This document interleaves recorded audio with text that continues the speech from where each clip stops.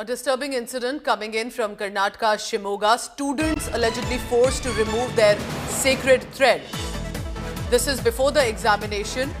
We are told that two Standard 12 students were forced to remove the sacred thread, which is also called the Janeyu, which specifically from the Brahmin caste the students do wear. They were asked to remove the sacred thread.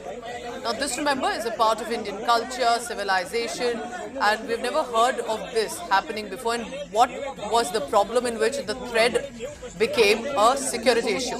It led to a spat between the cops and members from the community right outside the examination hall. Police had to be called in. Nagarjun Dwarkanath is joining me for the latest on that. Nagarjun, this could get very sensitive as well, and especially in a Congress-governed state. What happened? What are the details now? How are the cops trying to resolve the matter?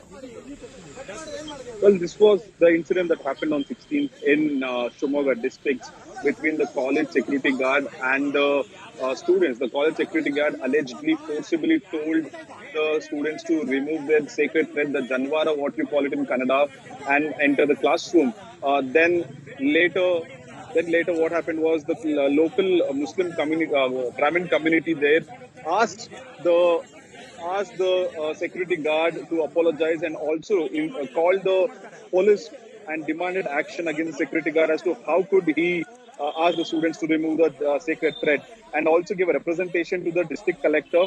And finally the district collector said he'll take cognizance of it and speak to the college authorities also. And who is the security guard who was deployed, and what authority did he ask students? All right, we'll be tracking more on that. Remember that this was no specific order, and the Janeyu not really hampering security in any way when it comes to examination. So what exactly happened? Was it what kind of the tussle that we look at on our screens right now, and will there be some resolution to this?